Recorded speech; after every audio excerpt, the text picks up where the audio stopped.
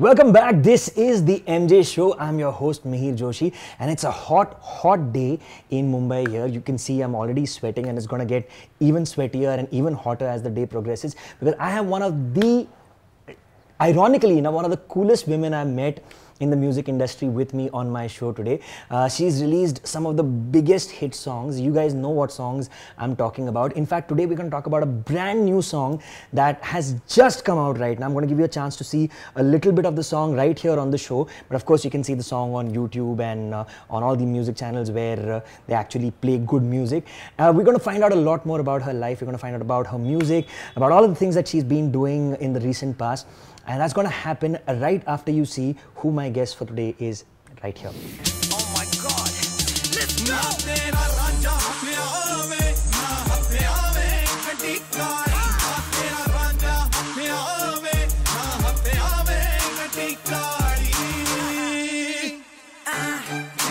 Anything for that boy, so be bold. That's my lover boy, I love him hardcore. You see him now, better think clear. Better get out of here. Even if guns blazing, man blazing is so good. I'm by your side till I die. Dirty kadi nahi dari, main tere naal khadi mera Ranjha deep money. Tera Ranjha hath aave, na tera Ranjha hath aave, na hath aave main tikari. Ladies and gents, help me welcome on the MJ Show the absolutely incredible Hard Kaur. How are you? It's so good to have you on the show finally. Thank you so much. Strangely enough, all those years when I was doing radio, I never got a chance to chat with you on any of my radio shows. But I'm glad we're finally doing it right here on the MJ Show. It's always a good time. Always a good time. And you know what? Before we get into the Hard Kaur story, and we're gonna get into all of it, people just saw a little bit of your new video.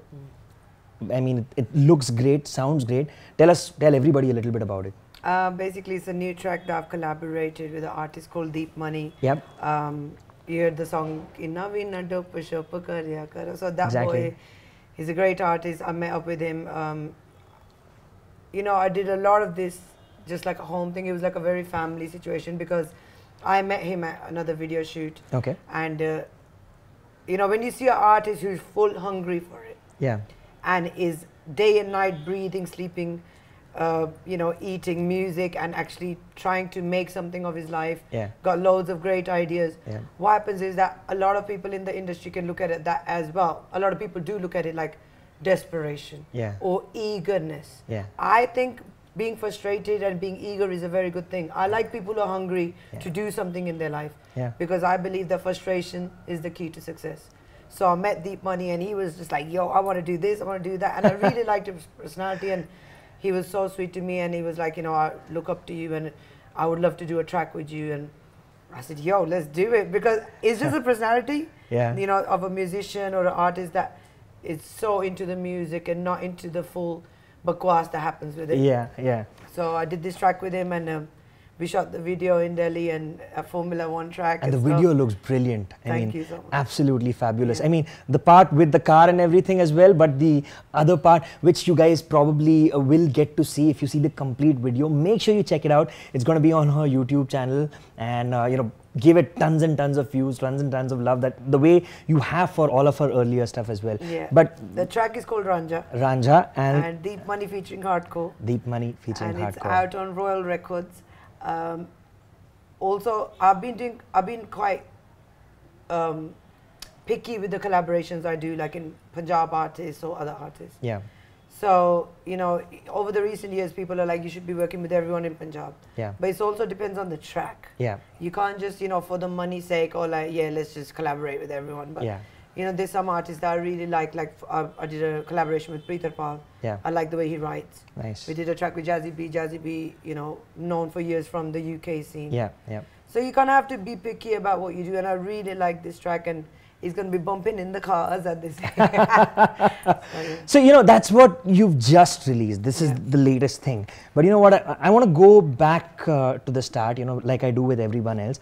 In fact, this is generally what we do towards the end of the show. You guys have we've sort of flipped it around. We can rewind it. We flipped it around. You found out what's happening right now. But now I want you guys to know a little bit about where it began. Like, you know, you talked about being hungry, and you talked about, you know, that phase of an artist really helps them get to being, you know, a star and to becoming really successful. The struggle. Yeah. And I know it wasn't easy for you either. I mean, it's been a difficult journey for you. And tell me how it feels.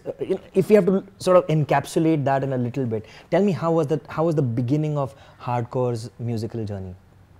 I think it was just a bit of an illusion mixed with a lot of, you know, stress, unnecessary stress. Yeah. Because what happens is when you do something that no one's ever heard of, Yeah.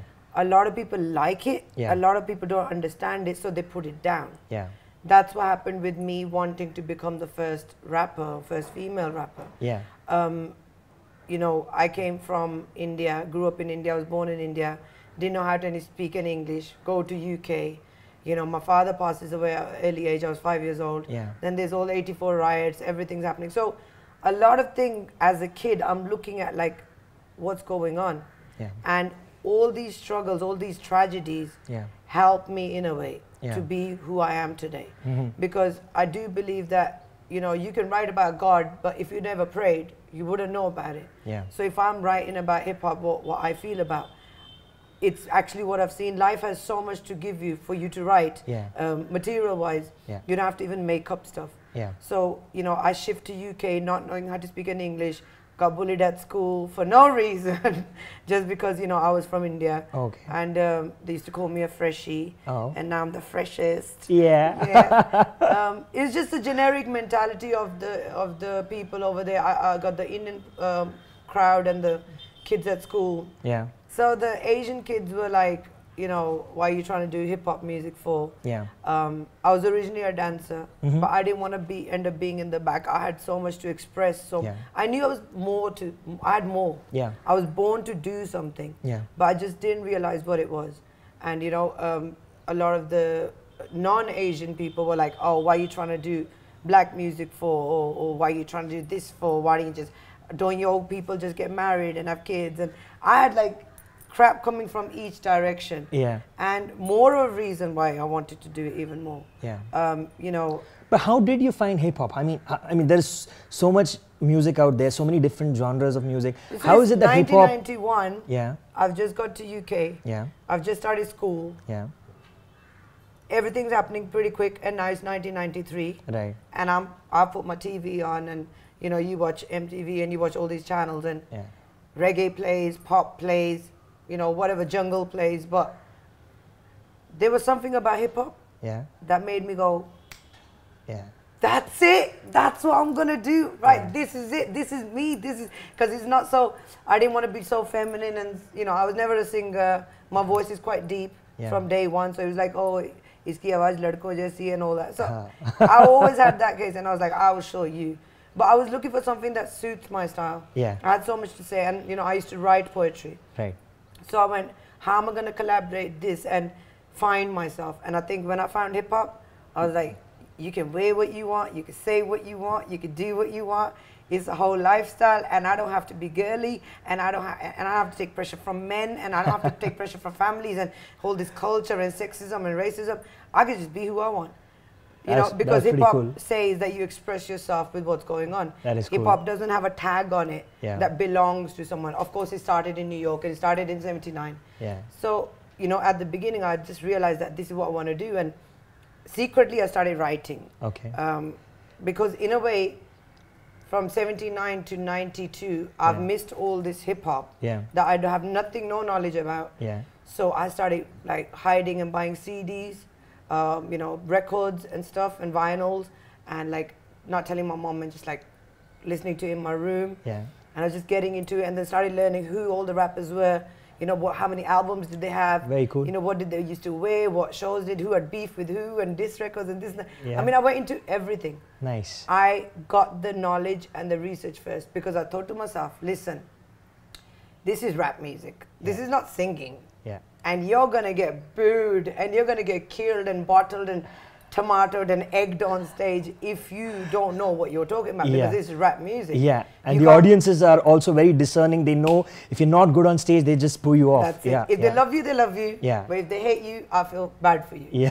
So it was like that. And I didn't want to just be a novelty rapper. Yeah. You know, I knew that I should be able to stand in front of any MC, Yeah. regardless of the gender, regardless of the color or the, you know, culture or whatever religion. yeah. I should be able to bust a rhyme and kill this MC, whoever it Brilliant. is.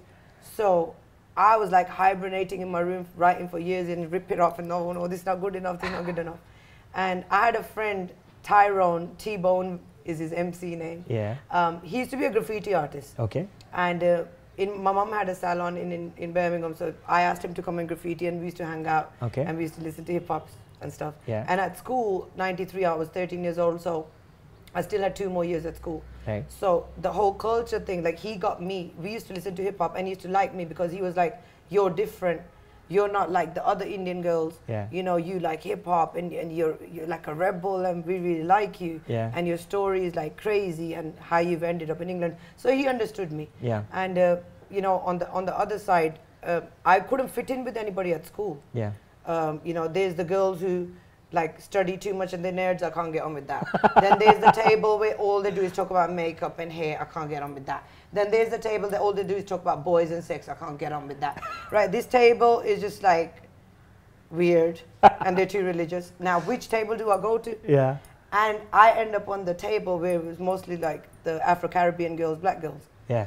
And the reason I ended up on that table is because once we had an assembly at school, Yeah. and I did a hip hop dance. Oh, nice. And they're okay. like, this Indian girl's different. We like her.